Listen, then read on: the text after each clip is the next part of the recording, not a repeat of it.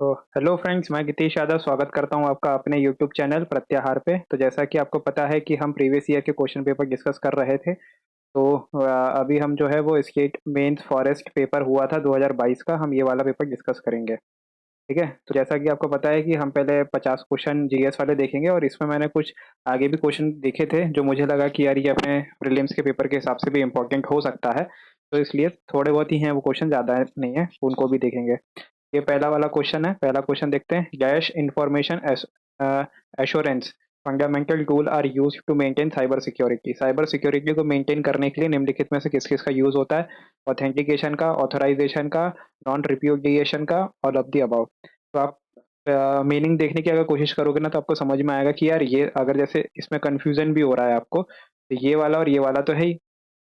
Authentication यानी कि प्रमाणीकरण होता है, और ऑथराइजेशन यानी कि प्रमाणिक होता है। ठीक है, तो इसका आंसर क्या है? इसका आंसर है D, all of the above. Next question हम देखते हैं। Which protocol enables the establishment of connection to a remote system in which a way that the local terminal appear to be terminal at the remote system. ठीक है, हिंदी में भी देख लो। कौन सा प्रोटोकॉल रिमोट सिस्टम के कनेक्शन की स्थापना को इस तरह से सक्षम बनाता है कि स्थानीय टर्मिनल रिमोट सिस्टम का एक टर्मिनल प्रतीत होता है? तो के ऑप्शन है S M T P, simple mail transfer protocol, file transfer protocol, telnet और डीएनएस, डोमेन नेम सिस्टम। तो इनके बारे में अगर आपको पता होता तो आप ये वाला एलिमिनेट कर सकते हो, आप ये वाला एलिमिनेट कर सकते हो। इन दोनों में आपको कंफ्यूजन हो सकता है, मगर आप डोमेन नेम सिस्टम तो आपको पता ही है कि क्या होता है। ये ईमेल वगैरह में आपको यूज होता है, वेबसाइट में यूज होता है। तो इसका आंसर क्या है? सी, telnet. The common gateway interface is a technology that create and handle document which are। वो common gateway interface कौन सा है जो कि डॉक्यूमेंट को बनाता है और उसको हैंडल भी करता है, दस्तावेजों को बनाता है एवं संभालता है? स्टैटिक है, डायनामिक है, एक्टिव है, ओरिजिनल है? तो इसका आंसर है बी, डायनामिक है इसका आंसर। ठीक है। Fourth question. ई कॉमर्स निम्नलिखित में से कौन सा portal blue chain model qualified support activity के अंतर्गत आता है? ठीक है, ये वाले क्वेश्चन थोड़े वैसे हैं यार कि इसको इंग्लिश में देखना ही ज़्यादा बेटर लग रहा है मुझे। तो which of the following belongs to portals value chain model classified support activity in e commerce? E commerce में पूछ रहा है। तो चौथे का आंसर क्या है? प्रोक्यूरमेंट। इसी प्रोक्यूरमेंट पे अगर आप देखोगे ना, तो 2023 में, 23 का जो हमारा मेंस हुआ था, वो सॉरी प्री हुआ था, इसमें ये प्रोक्यूरमेंट के ऊपर से क्वेश्चन आया था कि निम्नलिखित में से कौन सा ई प्रोक्यूरमेंट का एग्जाम्पल नहीं है? तो उसका आंसर था एमपी ऑनलाइन। एमपी ऑनलाइन देखकर आपको शायद याद आ जाएगा कि मैं कौन से क्वेश्चन की बात कर रहा हूँ। नेक्स्ट क्वेश्चन है। L T E provide dash peak download link data rate. L T E एक है जो अभी वोल्ट एल टी वगैरह यूज हो रहा है ना, 4G 5G में। तो इसमें ये बता रहे हैं कि पीक डाउनलोड रेट सिस्टम हमें आप कितना देखने को मिलेगा? 50 Mbps, 100 Mbps, 1 Gbps और 100 Mbps। तो इसका आंसर है डी, 100 Mbps। नेक्स्ट क्वेश्चन है। What is the primary purpose of cache memory in a computer? Cache memory जो होती है, सबसे फास्टेस्ट मेमोरी होती है, इसका प्राइमरी पर्पस क्या है लगाने का? To act as a permanent storage for user file, to store frequently assist data for faster retrieval, to replace the main memory when it become full, to replace secondary memory when it become full. तो आप आराम से आप है ना इसको eliminate करके आपको समझ में आ जाएगा कि इसका आंसर क्या आएगा। बी आएगा। नेक्स्ट क्वेश्चन है। What is the primary focus of LinkedIn? LinkedIn का प्राइमरी फोकस क्या है? पर्सनल ब्लॉगिंग है, यूट्यूब वीडियो क्रिएटिंग है, ऑनलाइन गेमिंग है, करियर ओरिएंटेड सोशल नेटवर्किंग है? तो अगर आपको थोड़ा बहुत भी नॉलेज है तो आप इसका आंसर आसानी से डी ऑप्शन टिक मारोगे, क्योंकि ये करियर से संबंधित होता है। पर्सनल ब्लॉगिंग तो अलग ही चलता है, ट्विटर वगैरह एक होता है, ब्लॉग अलग चलते हैं, फेसबुक वगैरह का भी आजकल इसमें नाम आने लगा है। यूट्यूब वीडियो क्रिएटिंग तो लिंक्डइन हो ही नहीं सकता, ऑनलाइन गेमिंग भी नहीं हो सकता। What is the primary objective of e Daksh portal of government of Madhya Pradesh? तो ई दक्ष पोर्टल का मेन प्राइमरी ऑब्जेक्टिव क्या है? To provide IT support for government official, सरकारी अधिकारियों को आईटी सपोर्ट प्रदान करना। To establish IT infrastructure across all district of Madhya Pradesh, Madhya Pradesh के सभी जिलों में आईटी की बुनियादी संरचना का निर्माण करना। To sanitize government official in the implementation of e governance and information technology project to provide internet in Madhya Pradesh. ठीक है। तो जो डी है इसमें भी अगर आप थोड़ा दिमाग लगाओगे तो आंसर तक आप पहुंच जाओगे। क्या है इसका आंसर? सी। और अगर नहीं भी आता समझ में तो जनरली मध्य प्रदेश में क्या होता है कि जो सबसे बड़ा स्टेटमेंट होता है ना वही आंसर निकलता है ना। नेक्स्ट क्वेश्चन है, कुमार संभवम किसकी रचना है? तो ये तो कुमार संभवम पता ही है कि किसकी रचना है, ये फेमस है, कालिदास की है ये। हाँ।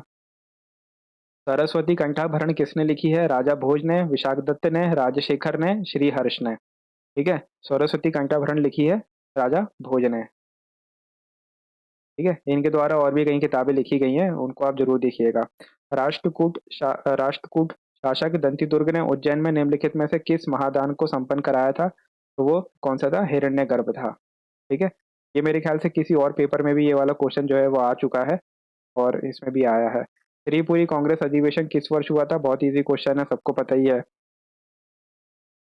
जो 12वें का आंसर है सी, 1939 को, जबलपुर के पास है जो। मध्य प्रदेश के द्वितीय मुख्यमंत्री कौन थे? मध्य प्रदेश के द्वितीय मंत्री Ravishankar Shukla, B R Mandloi, Kailash Nath Katju, C option है, और डीपी मिश्रा। कैलाश नाथ काटजू और डीपी मिश्रा। तो 13 के आंसर है आपके।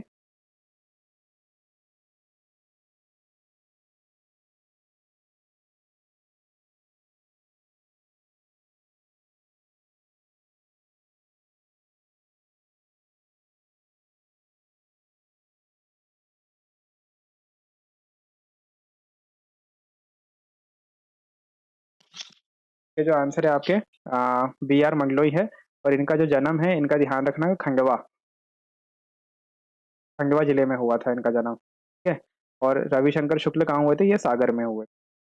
नेक्स्ट क्वेश्चन है, 1708 में भोपाल रियासत की स्थापना किसने की? बेगम हजरत महल, मंसूर अली खान, दोस्त मोहम्मद खान, जहांगीर मोहम्मद खान। तो 14 का आंसर सबको पता ही है, दोस्त मोहम्मद खान।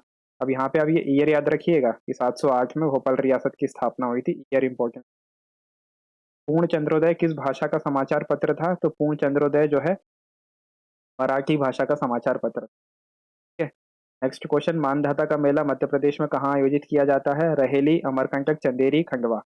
तो मानधाता का जो मेला है, आपको पता है होगा कि ये खंडवा जिले में आयोजित किया जाता है। मेले जरूर पढ़िएगा आप, इससे यहाँ पे समझ में आएगा, क्योंकि इससे पहले मैंने कुछ वीडियोस अपलोड करे हुए हैं, वो अगर आप देखोगे तो उनमें भी जो है मेले के ऊपर क्वेश्चन आए हुए हैं। फिर 17वां क्वेश्चन, बाकी गुफाएं कहाँ स्थित है? ये गुप्तकालीन गुफाएं हैं, सबको पता है, धार में स्थित है ये।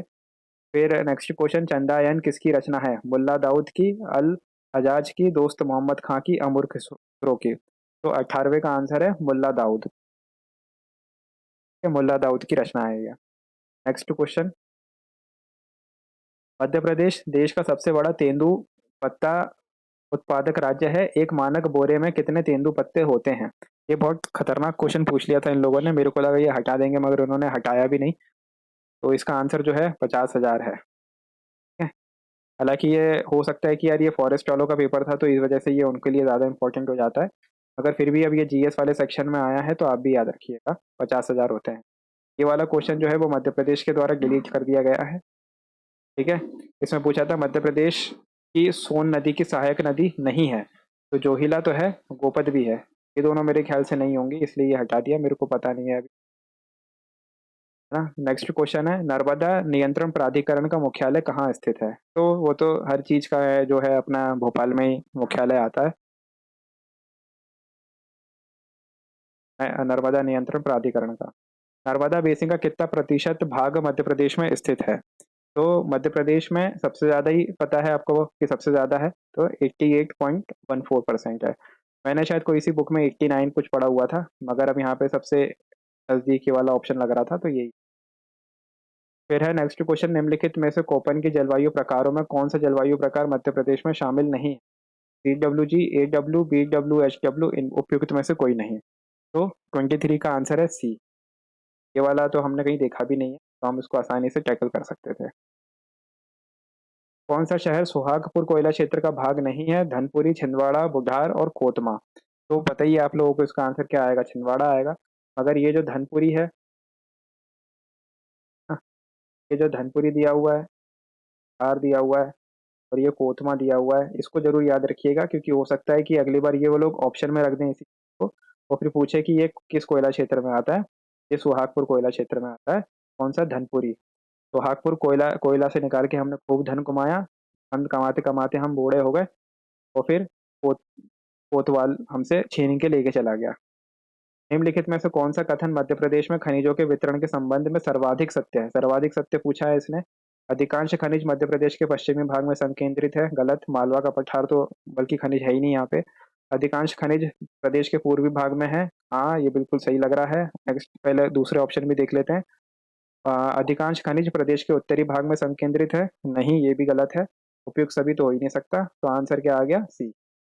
नेक्स्ट क्वेश्चन, मध्य प्रदेश राज्य ने किस वर्ष नवीनीकृत ऊर्जा नीति का निर्माण किया? तो 26 का आंसर है सी। 2022 में किया गया था। और काफ़ी इसमें अचीवमेंट मतलब टारगेट्स वगैरह रखे गए हैं, वो सॉरी 2027 तक के। तो मैं ये नवीकरणीय ऊर्जा पे एक अलग से वीडियो बनाऊंगा, आप उसमें देख सकते हैं। Indian state of forest report 2021 में शब्द खुले वन, ओपन फॉरेस्ट को किस रूप में परिभाषित किया है? ओपन फॉरेस्ट को अगर आप देखोगे तो 70% से अधिक वन भूमि पर हो, 40 से 70 हो, 10 से कम हो और 10 से 40 के बीच में वन भूमि पर वृक्षादन हो। अब खुले वन पूछे तो खुले वन का मतलब ये है कि जैसे ये आपका पूरा एरिया है ना, तो एक पेड़ यहाँ पर है, एक यहाँ पर है, एक पेड़ यहाँ पर है, दूर दूर रहते हैं, पास पास नहीं रहते। तो इसको किस बात परिभाषित किया है? 10 से 40% वन भूमि पर वृक्षादान होते हैं। नेक्स्ट क्वेश्चन है 28, देवास जिले का जमकोदरानी किस लिए फेमस है? सबको पता है यार, ये तो पवन ऊर्जा के लिए फेमस है। और अगर आप इसमें देखोगे तो रतलाम हमारा पहला डिस्ट्रिक्ट है। कौन से? उसमें विंड एनर्जी के सेक्टर में। विंड एनर्जी के उत्पादन में रतलाम पहला जिला है। और सौर ऊर्जा के इसमें अगर आप देखोगे तो सौर ऊर्जा में कौन आता है? रीवा। ये रीवा में क्या है? 750 मेगावाट का प्लांट है, वहाँ पे हमने लोगों ने स्थापित किया हुआ है। और विंड एनर्जी यानी कि पवन ऊर्जा की जब बात आएगी तो रतलाम पहला डिस्ट्रिक्ट है, दूसरे पे आता है देवास। नेक्स्ट क्वेश्चन है, संविधान के किस अनुच्छेद के तहत विधानसभा द्वारा पारित विधेयक पर राज्यपाल सहमति देते हैं, अनुमति रोकते हैं या विचार के लिए आरक्षित रखते हैं? ठीक है, तो इसका आंसर है अनुच्छेद 200। 29 का आंसर है ए। 200 में दिया हुआ है ये। 213 में क्या है? 213 में है ऑर्डिनेंस। और ऑर्डिनेंस किसका है? ये राज्यपाल का है। ठीक है, राज्यपाल ऑर्डिनेंस निकालता है 213 आर्टिकल में, और प्रेसिडेंट का दिया है 123 में। ठीक है। नेक्स्ट क्वेश्चन, पंचायती राज व्यवस्था का मूल उद्देश्य क्या सुनिश्चित करना है? विकास की जनभागीदारी, राजनीतिक जवाबदेही, लोकतांत्रिक विकेंद्रीकरण और वित्तीय सहायता। इसका आंसर है विकास की जनभागीदारी और लोकतांत्रिक विकेंद्रीकरण। ये एक अभी टैक्सेशन का पेपर हुआ था। ठीक है, कब हुआ था ये? 25 फरवरी को। 25 फरवरी 2024। ठीक है, तो उसमें ये same to same question repeat हुआ था। इसका आंसर क्या है? सी। ठीक है, देखिए आप कैसे जो है, जो दूसरे दूसरे पेपर हैं वो कैसे आपको सही आंसर तक पहुंचने में हेल्प करते हैं। नेक्स्ट क्वेश्चन है, मध्य प्रदेश सरकार की ग्रामीण दीनदयाल अंत्योदय योजना किस क्षेत्र से संबंधित है? खाद्य सुरक्षा से, रोजगार से, शिक्षा से, स्वास्थ्य से। तो 31 का जो आंसर है वो है रोजगार से। और ये जो ग्रामीण दीनदयाल अंत्योदय योजना है ना, ये इकोनॉमिक सर्वे में अलग से स्पेसिफिकली मेंशन्ड है। मध्य प्रदेश का अगर आप इकोनॉमिक सर्वे देखोगे तो उसमें ये स्पेसिफिकली मेंशन्ड है कि अंत्योदय योजना किससे संबंधित है। जनरली क्या, ये अंत्योदय देख के है ना आपको ये लगेगा कि अरे यार ये तो है ना खाद्य सुरक्षा से संबंधित। नहीं, मगर ये रोजगार से संबंधित, सेल्फ एम्प्लॉयमेंट से है ये। 2011, नेक्स्ट क्वेश्चन है, 2011 की जनगणना के अनुसार मध्य प्रदेश में शहरी जनसंख्या का प्रतिशत क्या है? 12, 12.7, 23.4, 27.6 और 31.2। तो 31.2 जो है ये इंडिया का है। इंडिया का है वो भी, है ना। और 27.6 जो है 32, ये है। ठीक है, तो मैंने तो ऐसी ट्रिक बनाई थी यार कि MP 27.6 है, इसमें अगर 4 ऐड कर दोगे तो आपको इंडिया का याद हो जाए।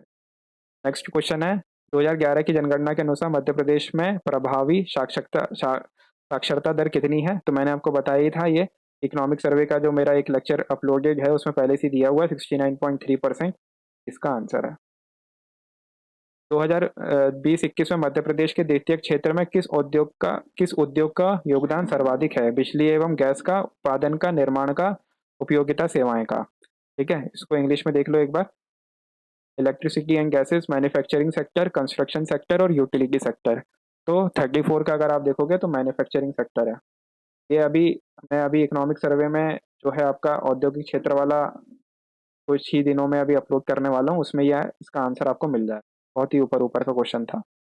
मध्य प्रदेश के स्वयं के कर राजस्व में किस कर का योगदान सर्वाधिक है? ये देखो, ये भी इकोनॉमिक सर्वे से सीधे क्वेश्चन उठ के आया है, सीधा क्वेश्चन ये उठ के आया है ना। 35 का क्वेश्चन, 35 का क्या है? भू राजस्व, राजस्व उत्पाद शुल्क, राजस्व वस्तु एवं सेवा कर और वाहन कर। कर राजस्व में किस कर का योगदान सर्वाधिक है? तो इसमें किसका है? ये जीएसटी का सबसे ज्यादा है। 2011 तक मध्य प्रदेश सरकार को कितनी बार कृषि कर्मण पुरस्कार से पुरस्कृत किया गया? तो 7 बार से किया गया। ये भी इकोनॉमिक सर्वे में अगर आप देखोगे ना तो उसमें दिया हुआ है ये। निम्नलिखित में से कौन सी फसल मध्य प्रदेश की मुख्य अनाज फसल है? मक्का, ज्वार, बाजरा, मक्का, रागी, ज्वार और गेहूं, धान।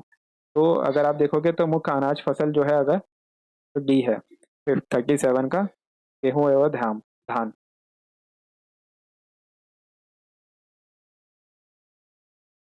सीरियल्स क्रॉप अगर आप देखोगे, सीरियल्स क्रॉप यानी कि अनाज, तो अनाज में कौन है? वीट एवं पैडी। ठीक है। इसमें अगर आप ये भी देखोगे तो इसका उत्पादन कितना था? तो 352 लाख मीट्रिक टन था। और पैडी का कितना, धान का कितना है? 131 लाख मीट्रिक टन रहा था। इकोनॉमिक सर्वे 2022-23 का आंकड़ा है ये। Out of the total worker, what percentage of worker are engage in agriculture activity in Madhya Pradesh according to census 2011? 2011 के हिसाब से कितने वर्कर हैं जो एग्रीकल्चर की एक्टिविटी में लगे हुए हैं? 42.7, 53.9, 69.8, नन ऑफ द अबव। तो 38 है।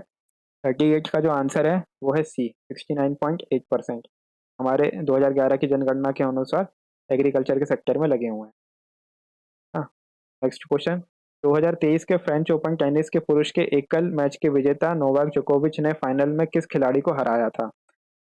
39 है। 39 का जो आंसर है करंट अफेयर है, कैस्पर रूड को हराया है इन्होंने। ठीक है। Next question. गाँव की बेटी योजना मध्य प्रदेश सरकार के द्वारा किस विभाग द्वारा संचालित होती है? स्कूली शिक्षा विभाग, उच्च शिक्षा विभाग, पंचायत एवं ग्रामीण विकास विभाग, महिला एवं बाल विकास विभाग। तो 40 का आंसर है बी। ये भी है ना इकोनॉमिक सर्वे में अलग से ही मेंशन था, कि मैंने अपने इकोनॉमिक्स वाले वो सॉरी इकोनॉमिक सर्वे वाले लेक्चर में इसको कवर किया। 2022 के लिए किस लेखक को प्रतिष्ठित ज्ञानपीठ पुरस्कार प्रदान किया गया? अमिताभ घोष, अक्कितन, नीलमणि फुकन और दामोदर माऊजी। तो 41 का जो आंसर है वो है दामोदर माऊजी। ठीक है। ये 2022 का करंट अफेयर था। अब क्योंकि ये 2022 का ही फॉरेस्ट वाला मीन्स था, तो 2022 का ही इन्होंने करंट अफेयर भी। 2023 के लिए अर्थशास्त्र का नोबेल पुरस्कार किसे प्रदान किया गया? N L Wheeler, Claudia Golden, Katalin Kariko और एलेक्सी एकिमोच। ठीक है। तो 42 का जो आंसर है वो गोल्डेन है। हमने इसको ऐसे याद किया था भाई कि गोल्ड गोल्ड मिला था, गोल्ड इकोनॉमिक से संबंधित होता है, तो ऐसे हमने इसको याद कर। Next question. 2021 में 69वें राष्ट्रीय फिल्म पुरस्कार में सर्वश्रेष्ठ गैर फीचर फिल्म का पुरस्कार जीतने वाली फिल्म एक था गांव का निर्देशक किसने किया था? अंकित कोठारी, प्रणव, ज्योति डेका, सृष्टि लखेरा, सोमनाथ मंडल। तो ये भी उस टाइम के करंट अफेयर का क्वेश्चन है। सृष्टि लखेरा इसके आंसर थे। 2022 के लिए प्रतिष्ठित मेजर ध्यानचंद खेल रत्न पुरस्कार किसे प्रदान किया गया? फिर विराट कोहली, नीरज चोपड़ा, सुनील छेत्री, शरद कमल। तो ये जो है 44 का आंसर डी है, शरद कमल को दिया गया है ये। और 2023 में यही क्वेश्चन रिपीट भी हुआ था एमपीएससी के प्री में, है ना। एशियन पैरा गेम्स 2023 में भारत ने कुल 111 पदक जीतकर 5वां स्थान प्राप्त किया। भारत के कुल पदकों का सही ब्यौरा क्या है ना। अनएक्सपेक्टेड सा क्वेश्चन था और डिलीट हो गया, क्वेश्चन डिलीट हो गया है। एक जिला एक उत्पाद में सिवनी जिले का क्या उत्पाद है? हल्दी है, सीताफल है, संतरा है, अदरक है। इसका आंसर है सीताफल। सिवनी, सा से सिवनी, सा से सीता। हमने तो इसको ऐसे याद किया था। ठीक है। Next question. Doctor Bhimrao Ambedkar मेधावी विद्यार्थी पुरस्कार योजना मध्य प्रदेश सरकार के किस विभाग द्वारा संचालित है? अनुसूचित जाति कल्याण विभाग, उच्च शिक्षा विभाग, स्कूली शिक्षा विभाग, जनजातीय कार्य विभाग। तो इसका आंसर है 47 का ए, अनुसूचित जाति कल्याण विभाग के द्वारा संचालित की जाती है। 48 एशियाई खेल 2023 के कांस्य पदक विजेता मध्य प्रदेश के ऐश्वर्य प्रताप सिंह तोमर का संबंध किस खेल से है? घुड़सवारी, टेबल टेनिस, बॉक्सिंग और शूटिंग। तो 48 का जो आंसर है वो है डी, शूटिंग। ठीक है, इसी के साथ अगर आप इसको देखोगे ना तो 2021 के पेपर में ये क्वेश्चन आ चुका है, ऐश्वर्य प्रताप सिंह, किसी के प्री में।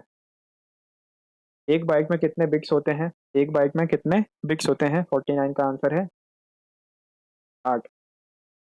रोबोटिक्स में एक्चुएट का प्राथमिक कार्य क्या है? इंफॉर्मेशन को सेंस करना, एनर्जी स्टोरेज को प्रदान करना, स्टोरेज एनर्जी को मूवमेंट में बदलना, कम्युनिकेशन प्रणाली को नियंत्रित करना। तो 50 का आंसर है सी, स्टोरेज एनर्जी को मूवमेंट में बदलना। असल में जैसे ये पूरा रोबोट है ना, तो रोबोट के जो हाथ पैर होते हैं ना, इन्हीं को एक्चुएटर बोलते हैं। तो एक्चुएटर अगर हाथ पैर है तो क्या करेगा वो। तो ये तो हमारे हो गए पूरे 50 क्वेश्चन जो हम लोगों को जीएस सेक्शन के डिस्कस करने थे। इसके अलावा इसी में कुछ है ना इम्पोर्टेंट क्वेश्चन है जो मैं पेपर लगा रहा था, तो मेरे को लग रहे थे कि यार ये वाले क्वेश्चन भी है जो हमें डिस्कस करने चाहिए, है ना। जैसे कि क्वेश्चन ये था, मिनीमाटा रोग सर्वप्रथम कहाँ पाया गया? तो ये मिनीमाटा रोग जो है वो जापान में आया था। इसी के साथ जब 2022 का जो हमारा प्री हुआ था, तो इसमें ये पूछा था कि शायद मिनीमाटा का पूछा था या कैडमियम का पूछा था कि किससे होता है। तो मिनीमाटा होती है अपनी मर्क्यूरी से। ठीक है, मैंने एम से एम या बना लिया था, माँ से मिनीमाटा, माँ से मर्क्यूरी। फिर स्थानांतरित खेती होती है, जो आपको झूम कृषि होती है ना, वो असल में क्या होती है? कृषि वानिकी होती है, सामाजिक वानिकी होती है, संरक्षक वानिकी होती है, औद्योगिक वानिकी। तो कृषि वानिकी इसका आंसर आयोग ने माना था। ठीक है, फिर इसके बाद है मेन क्वेश्चन,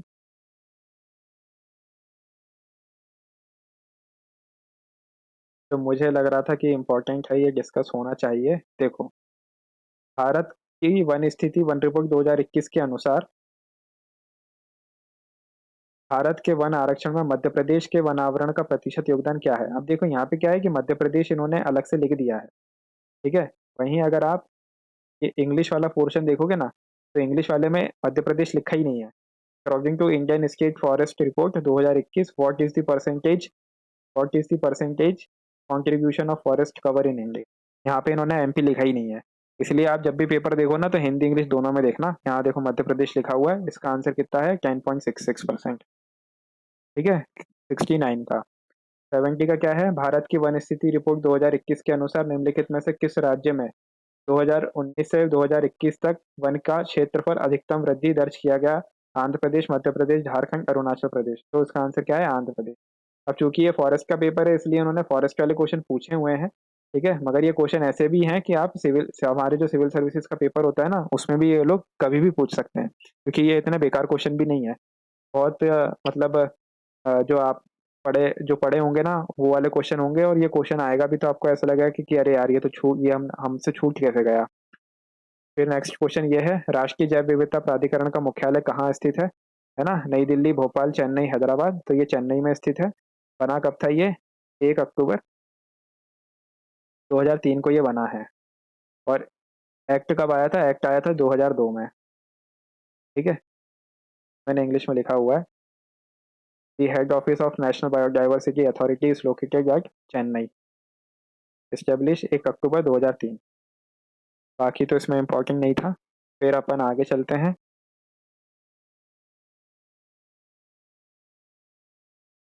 इसके बाद नेक्स्ट क्वेश्चन है हमारा, भारतीय वन्य जीव संस्था के अनुसार भारत में कितने राष्ट्रीय उद्यान हैं? 2022 की स्थिति है ये। ठीक है, तो 102 का आंसर था हमारा सी, तो 6। अभी शायद बढ़ गए होंगे, मगर उस टाइम के तो इतने ही थे। देखिए, ये जैसे ये करंट अफेयर का क्वेश्चन था, बहुत अच्छा क्वेश्चन आया था ये। ठीक है, तो क्वेश्चन नंबर 108।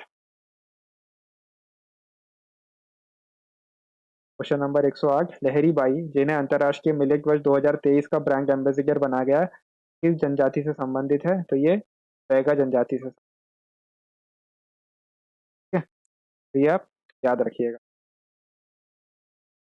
फिर जो है 107, निम्नलिखित निम्नलिखित नृत्यों में भील में से कौन सी केवल महिलाएं भाग लेती है? बाट्या, राठिया, गण, उपयुक्त में से कोई नहीं। ये क्वेश्चन इसलिए इम्पोर्टेंट है भाई साहब क्योंकि हमारे यहाँ यूनिट 10 अलग से जोड़ी गई है, अगर आपको ध्यान हो तो। ठीक है, यूनिट 10 अलग से जोड़ी गई है, तो उसमें ये भीलों, ये आपकी जनजातियों से संबंधित कोई सा भी क्वेश्चन ही आ सकता है। अब जैसे काजीरंगा नेशनल उद्यान कहाँ है? असम में है, बहुत इजी क्वेश्चन है। बाघ परियोजना कब शुरू हुई? तो 1 अप्रैल 1973 से। ट्राइफेड का मुख्य उद्देश्य क्या नहीं है? तो मातृ एवं बाल मृत्यु दर में कमी करना, ये नहीं। ठीक है, फिर इसके बाद तो 8 हो गया। फिर जो है इसके बाद जो मेन इंपॉर्टेंट क्वेश्चन था वो था ये वाला, आदिम जनजातीय अनुसंधान एवं विकास संस्थान की स्थापना कब की गई थी? ठीक है, इसमें मैंने लिखा हुआ है। Tribal research and development institute कब बना था? ये बना था 30 अप्रैल 1954 को। कब बना, कहाँ बना है? भोपाल में बना है। Next question, tribal museum of Madhya Pradesh कहाँ पर है? ठीक है, 115। 115 का आंसर है सी, भोपाल में है। और ये आ चुका क्वेश्चन है, ये किसी ना किसी पेपर में मध्य प्रदेश ने ये वाला क्वेश्चन पूछा था। भोपाल में है। मतलब ये कहते हैं कि पहले छिंदवाड़ा में था, फिर वहां से ट्रांसफर होके ये भोपाल में आ गया है। ठीक है, अच्छा क्वेश्चन था, इसलिए मैंने इसको रखा हुआ है।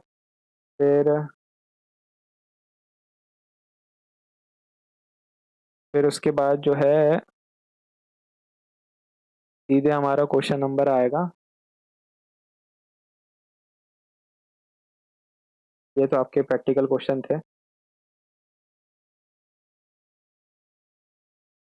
ये कीटभक्षी पौधे पाए जाते हैं, कीटभक्षी पौधे कहाँ पाए जाते हैं? जहाँ पे नाइट्रोजन की कमी होती है। आके फिर क्या कीड़े वगैरह खा के अपने नाइट्रोजन की पूर्ति ये लोग करते हैं। 141, खून का सामान्य तापमान कितना होता है? खून का अगर आप सामान्य ताप देखोगे तो कितना होता है? शरीर के तापमान से थोड़ा कम, शरीर के तापमान के बराबर, शरीर के तापमान से थोड़ा ज्यादा, शरीर के तापमान से कोई संबंध नहीं रहता। तो 141 का आंसर है सी, शरीर के तापमान से, शरीर के तापमान से थोड़ा ज्यादा। ठीक है।